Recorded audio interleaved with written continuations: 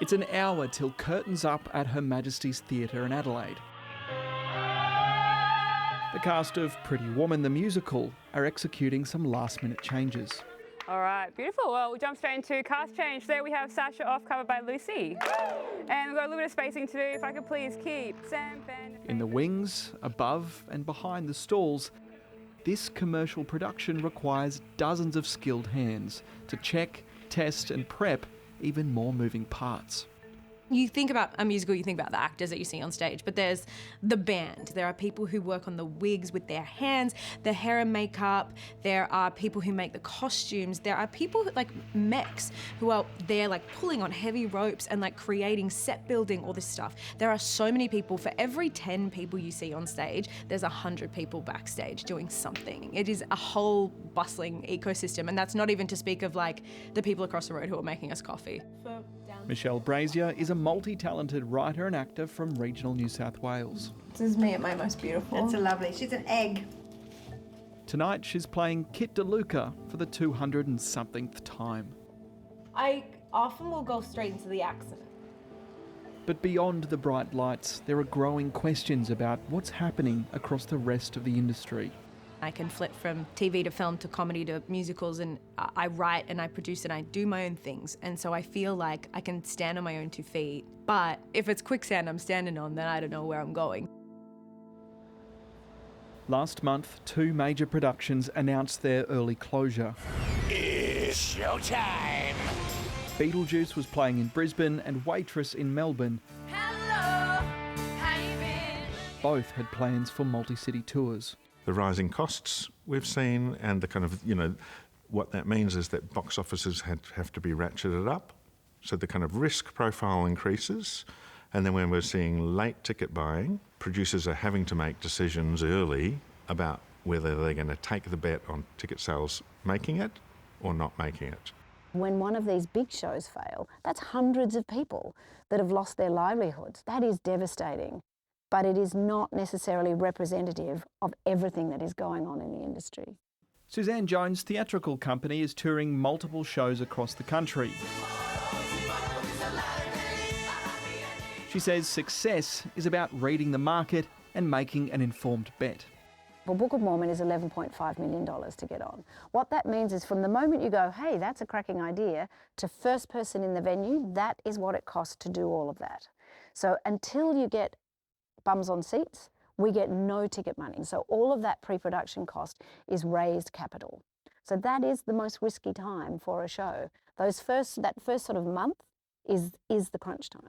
Yeah, there are a bunch of creatives like yourself here in Australia going, oh, I'm not sure if this gamble's worth it. I think maybe the economic conditions we're in now have just brought the question to a head. It's always been tough in Australia because we're spread out. There's not a London in Australia. From Western Australia to the West End, Looking forward to Christmas.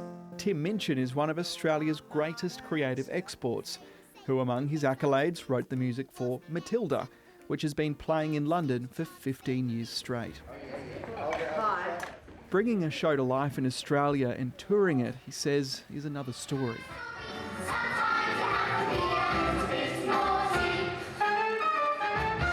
Because of how costs have increased so much in the making of a show, it is very hard to tempt investors to take the risk given your expenses when you're building a show. So what you want is to create economic conditions where people are incentivised to take a risk. Tim's now one of many in the performing arts who sees the need for an Australian scheme similar to Britain's theatre tax relief. You can claim a percentage of your pre-production costs, up to 40% in the West End and 45% on tour. What that does, in terms from an economic perspective, is make those shows much more interesting to investors. The scheme cost the UK government £40 million in 2021, but produced almost 4 times that amount for the public purse. In Australia, similar incentives exist for screen, with tax offsets of up to 40% for film and 30% for other productions. That, of course, trickles down and means tax goes back to the government and it's net positive, right? We can do it with theatre. As the support act for the peak body, Tim has been campaigning in Canberra.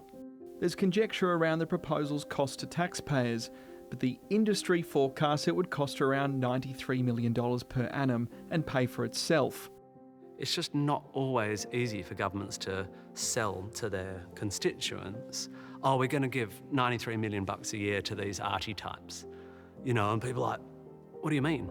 And I get that because it can feel a bit rarefied, right? Not everyone goes to the theatre, but I think the reason I'm worth rolling out in Parliament House is because I need to represent the other economy, the story economy, the cultural economy, why it matters that these things are kept vibrant and alive. It's a no-brainer. If it is a no-brainer, why do you think the government hasn't gone for it? Well, we're giving them the opportunity to go for it now. Arts Minister Tony Burke told 7:30 that while consultation is happening at a critical time, proposals to change the tax system are more complex than existing grant programs. If we can attract more capital into the country, it's not just coming from here, it's coming from outside. That ultimately benefits everybody. What do you think's at stake here if the sector isn't supported through such an incentive? Having your mind expanded, not contracted,